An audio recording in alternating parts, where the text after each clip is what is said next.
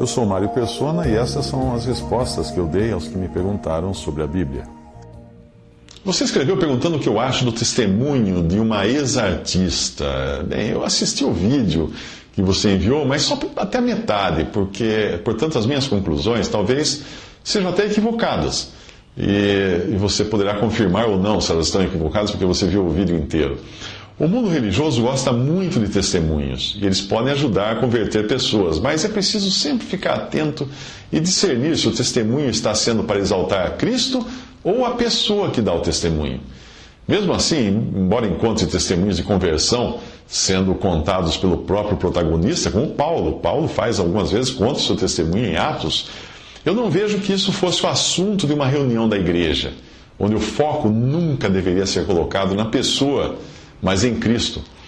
Outra coisa a ser considerada é se a conversão da pessoa que está dando testemunho foi real.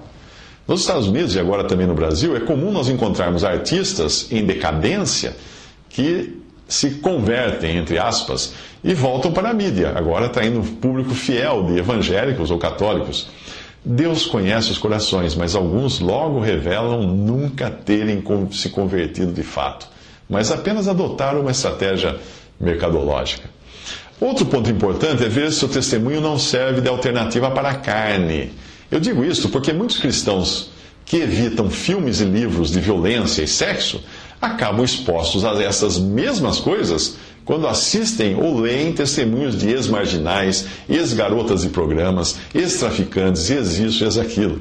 Uma vez eu comecei a ler um livro de conversão de uma ex-prostituta. Eu logo percebi que o livro evangélico, chamado evangélico, era na verdade uma aula de prostituição.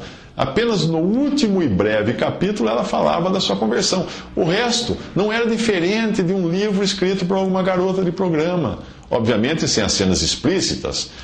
Mas vamos agora às minhas observações do testemunho do vídeo. Primeiro, eu não posso contestar que ela tenha tido uma experiência maravilhosa, pois experiências a gente não contesta, a gente apenas escuta e respeita. O que nós podemos contestar é se a interpretação da experiência é correta ou não, de acordo com a palavra de Deus. As crianças que viram Nossa Senhora de Fátima em Portugal, certamente viram alguma coisa. Elas interpretaram como sendo Maria, ou Nossa Senhora, como chamam, mas eu não creio nessa interpretação. Eu creio que elas viram alguma coisa. Eu creio que elas tenham visto talvez um anjo, mas um anjo maligno, já que o resultado daquela visão foi a conversão de milhões à idolatria, e não a Cristo. Segundo, o que eu disse não significa que o que ela viu ou ouviu não tenha sido Jesus.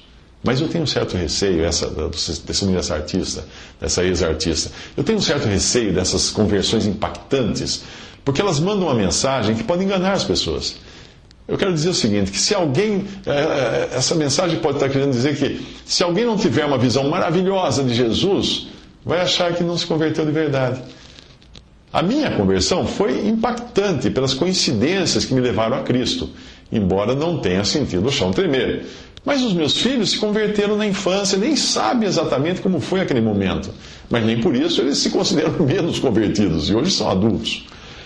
Em nenhum momento, essa ex-artista falou do Evangelho no testemunho dela, pelo menos até onde eu ouvi o testemunho. O Evangelho que inclui Jesus morrendo por nossos pecados, ressuscitando pela nossa justificação. Isso é o Evangelho. Isso está em 1 Coríntios, capítulo 15, versículos 1 e 2. Ao longo dos anos, em contato com muitos convertidos das mais diferentes maneiras, eu sempre presto atenção para saber se a pessoa creu realmente no Evangelho ou numa experiência. Evangelho sem sangue não é evangelho, mesmo que resulte em mudança de vida. Muita gente tem experiências maravilhosas no budismo, no islamismo, no espiritismo e acabam mudando de vida realmente. Saem do vício, saem das drogas, saem da prostituição. Mas isso não significa que elas tenham se convertido realmente a Cristo. Isso não significa que elas estejam salvas, tenham seus pecados perdoados. Talvez essa ex-artista tenha falado do sangue, do perdão dos pecados, da morte de Jesus, da cruz, etc., mais adiante, na parte que eu não assisti. Eu deixo para você julgar isso, deixo para você examinar então.